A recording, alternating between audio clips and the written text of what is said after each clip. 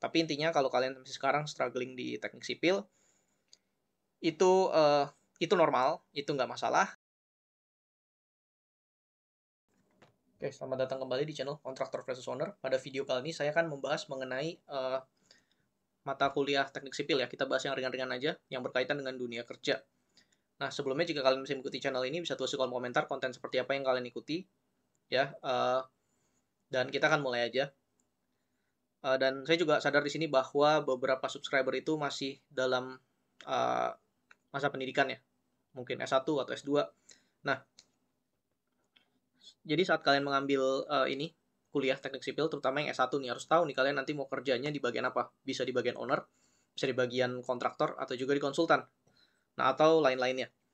Nah, jadi sebenarnya dari awal masuk itu kan kalian biasanya sih diberi mata kuliah dasar ya, mat fisika segala macam. Itu ya bergunanya untuk menunjang mata kuliah lainnya yang nanti didapat di teknik sipil. Ya mungkin kepakainya sedikit aja, tapi tetap itu bisa menjadi dasar. Lalu ada matematika rekayasa segala macam di semester selanjutnya. Ada juga yang pasti statika yang bersambung ke analisis struktur. Nah, ini sebenarnya lebih dipakai kalau di konsultan. Meskipun nanti di konsultan pun, saat ngitung analisis struktur udah pakai ITAPS program atau SAP mungkin ya. Jadi, tapi penting ini. Dengan kalian belajar, kalian bisa tahu sense-nya dapat dari situ. Misalkan kenapa suatu elemen struktur mengalami momen yang besar atau gesernya besar, itu kalian sudah bisa tahu kenapa angkanya sekian. Meskipun ya bersifat seperti ngira-ngira lah, tapi itu judgement-nya dengan dasar yang kuat. Karena kalian sudah pernah menghitung. Lalu juga ada beton, baja. Nah, itu juga dipakainya sebenarnya di konsultan ya. Meskipun nanti disimplifikasi dalam code SNI, nah, tapi kalian juga tetap harus tahu dasarnya dari mana. Karena itu yang membedakan orang yang ngerti dasar sama enggak. Itu dia akan lebih puas mengerjakannya jika mengerti dasarnya. Dan juga akan pasti lebih yakin. Nah, juga ada di sektor mungkin air ya. Dalam sumber daya air, kalian juga ada yang hitung-hitung debit segala macam. Misal siapa tahu desain bendungan segala macam ya. Itu di konsultan. Namun, jika kalau kerjanya di kontraktor, kira-kira kepake nggak ya ilmu-ilmu tadi gitu. Nah, sebenarnya kalau di kontraktor ini lebih ke metode pelaksanaan ya, jadi lebih banyak ke MK. Nah, meskipun demikian, di kontraktor itu lebih banyak kalian belajar dari pengalaman. Sama di owner mungkin mirip-mirip juga ya. Tapi di kontraktor ini karena langsung di lapangannya, langsung melihat, mungkin jadi pengawas. Nah, jadi benar-benar kalian harus tahu ilmu-ilmu yang diberikan di kuliah itu ya mungkin nggak kepake sebanyak seperti di konsultan. Tapi ini bisa menjadi dasar ya saat kalian di lapangan. Misalkan mengecek syarat tulangan segala macam. Itu kalau misalnya kalian sudah hafal aturannya, wah lebih bagus lagi itu. Nah, tapi lagi-lagi ini soal kontraktor ya tetap lebih banyak sana. Bisa juga jadi mungkin konsultan geoteknik ya. Jadi kalian belajar dasarnya, itu penting karena lagi-lagi ini konsultan ya. Terus mungkin di transport juga kalian bisa belajar dasarnya juga di S1. Nah, itu juga yang lebih penting lagi kalau kalian melakukan uji lab segala macam, misal di pekerjaan seperti itu juga banyak dipelajari di ilmu S1 ya. Karena itu ada praktikumnya segala macam. Jadi itu bisa berguna juga. Nah, namun meskipun demikian, secara keseluruhan bisa saya bilang kalau sebenarnya ilmunya itu nggak kepake nggak kepake hampir semuanya. Jadi kepake sebagian aja atau bisa dibilang sedikit saja. Nah, kenapa? Karena di dunia kerja itu nanti kalian bakal banyak belajarnya di saat tempat kerja, seperti itu. Nah, itu meskipun demikian, bukan berarti kuliahnya itu nggak penting. Nah, karena jika ada seseorang, misalkan langsung terjun di dunia sipil nih, ada yang kuliah, misalkan ada yang nggak kuliah. Nah, itu bisa dibilang, dua-duanya itu sangat berbeda. Jadi kalau misal mengambil keputusan, kalau yang kuliah ini, kalau kuliahnya bener loh ya, pasti tahu dasarnya, kenapa saya mengambil keputusan ini, kenapa ini aman, kenapa ini boleh, kenapa yang ini lebih bagus dari pilihan yang selanjutnya. Nah, sedangkan kalau misalkan orang yang hanya langsung terjun di dunia sipil, misal nggak pakai kuliah, ini baru nih, kasusnya baru, misalkan baru langsung terjun gitu. Nah, tentu saja itu nanti bakal mengalami kebingungan ya dalam beberapa hal. Misalkan tahunya, oh ini mah pasang aja, main pasang-pasang.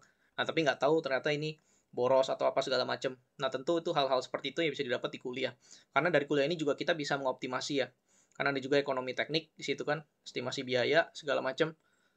Sebenarnya bukan bicara soal masalah biayanya aja, tapi dari segi kekuatan kan yang kita jadikan sebagai dasar gitu loh. Itu yang lebih pentingnya lagi. Jadi dari situ, misalnya kalau udah cukup, maka nanti bisa ngirit di situ. Nah, kemudian juga bisa dioptimasi hubungan antara elemen strukturnya. Nah, ini yang lebih kompleks lagi. Kalau misalkan benar-benar mau optimasi, tentu ini di konsultan. Nah, kalau di lapangan bagaimana? Misalkan ada perubahan. Ada perubahan, itu bisa diakomodir dengan enak lah kalau misalkan kalian sudah ngerti dasar-dasarnya. Apalagi udah banyak belajar di pengalaman kerja ya.